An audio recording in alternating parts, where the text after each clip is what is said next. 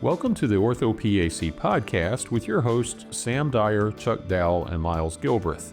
Please join us as we attempt to fill in the gaps between education, current events, and real-world practice. Listeners, welcome back today. We're starting a new panel discussion with Chuck Dowell and myself, but we're discussing non-orthopedic causes of pain that present in orthopedic clinics. What about neck pain, Chuck? I have a list of a few things like tension and stress or posture or things like fibromyalgia. What other things could cause some neck pain? Any thoughts on that? Yeah, I agree with you. I think, the main neck pains I see and often even radicular symptoms, which I think is a big one. I have a lot of patients, like I was just dictating a chart on a gentleman who came in complaining of right-sided radicular symptoms. And immediately we're all taught and we all think, hey, okay, this means he has a herniated disc or a neural impingement within his central spinous area. But that's not always the case. Sometimes, as you said, we can have stress. We carry our stress within our upper trapezius, levator scapularis area. That can often cause some trigger point spasms within that area, and that can cause peripheral neural impingement. And a lot of the symptoms are just from the parasympathetic response and the peripheral neural impingement. And if we can alleviate these muscle spasms or these trigger points, that will cause their symptoms to get better. Neural complaints, headaches, other types of neural complaints can sometimes cause cervical spine type symptoms or pain. And then you can kind of get into the more of the medicine stuff. If somebody has a mastoiditis or other ear complaints, that can sometimes translate to the cervical spine area. But as you said, oftentimes they'll have more systemic symptoms and or other symptoms associated with it. And those patients often look much sicker. Meningitis is obviously a concern as well, but again, those patients are much sicker and often not presenting to the orthopedic clinic with that complaint. Another thought would be your elderly population with osteoporosis or osteopenia losing their height. An increased curvature, like an increase in thoracic kyphosis, can definitely cause some cervicothoracic pain. So think outside the box sometimes. There are a lot of different things other than just a herniated disc or degenerative disc disease or degenerative joint disease and the facet joints that could cause pain. So there are a lot of different things. Put on your thinking cap sometimes and just make sure you're covering all the bases. As we went from the back to the neck. What about chest pains? The first thing when somebody says chest pain is, oh my gosh, it's an MI. That's not true. And I have a little experience. This is outside the clinic, but this weekend I had two buddies that I played golf with. And one is in a very highly stressful kind of, just a highly stressful healthcare position. And he started having left shoulder pain radiating down his arm. So he went through the entire gamut of cardiac workup and everything. It turns out it was an anxiety/panic attack.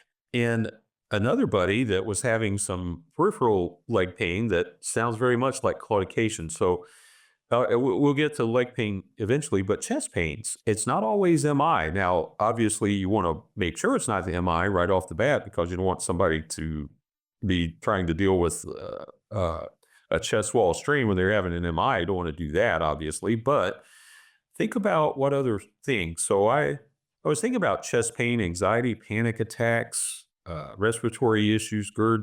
What do you think, Chuck? What's your experience with that? Yes, I agree. I think a lot of it is the onset of symptoms. If somebody has an associated injury and or a minor injury, let's say I had a hard cough or an episode of coughing that caused some chest pain, then yeah, you can maybe associate that with a lung concern, a costochondritis, a intercostal injury, a strain to that kind of mid-thoracic area.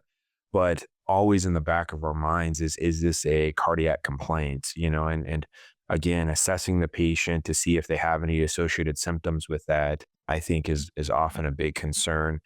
Again, if somebody comes in and they have palpable tenderness, increased pain with compression of the chest wall, I like to compress it in both the AP and lateral planes. That leads me to believe it's probably more musculoskeletal than not musculoskeletal. But if they don't have any tenderness to palpation anywhere and they don't have any pain with compression, maybe they have pain with deep breathing and or labored breathing, then obviously I'm going to be more concerned about some type of lung concern, maybe a traumatic pneumothorax and or an atraumatic pneumothorax if they fit that tall, skinny build. And then, as you said, if they have radicular symptoms down the upper extremities with associated kind of diaphoresis, obviously concerns about cardiac region, cardiac source.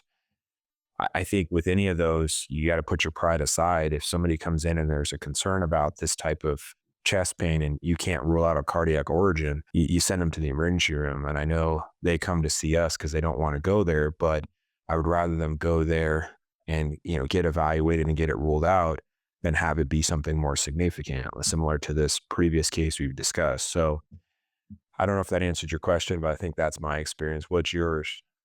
Yeah, exactly. I think you have to kind of look at the situation, kind of consider what you know and what you don't know.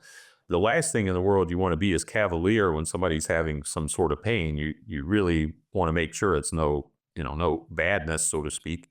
From personal experience, not me personally, but from my clinic experience, I have found maybe 10 PEs with people presenting with this vague, just kind of diffuse chest wall pain, whatever.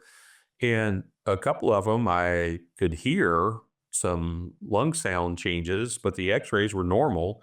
Most of them, I didn't see anything. But when you find those kinds of folks, you get a one-way ticket to the ED. It's just, you just can't sit on that kind of stuff. You have to send them over, and you have to tell the patient why you want to send them over, because this is a potentially deadly problem. Now, I also usually lay a lot of crepe, and we'll get to this in a little bit about DVTs.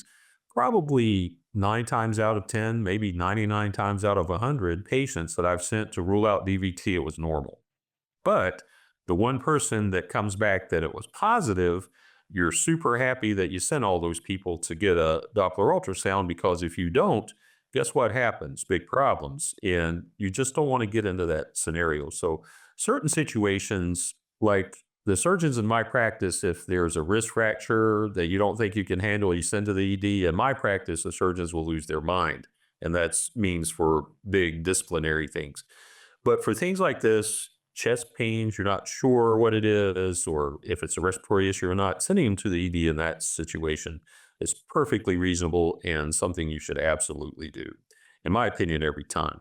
But if we're talking about jumping off that bandwagon a little bit, talking about what things cause it, things like asthma, pneumonia, those types of things, coughing, like Chuck said, causing muscle strains, people with COVID flu symptoms that are coughing their heads off can get chest strains. Reflux. Reflux can certainly do it. I've had, how many patients, Chuck, do you see that have reflux? A lot of people with reflux will have some degree of chest pain. So those are all common things. Listeners, please follow up next week. Hope you can join us at one of our upcoming CME meetings. We have our Ortho in the West annual conference, March 28th through March 30th. Look on paos.org for details.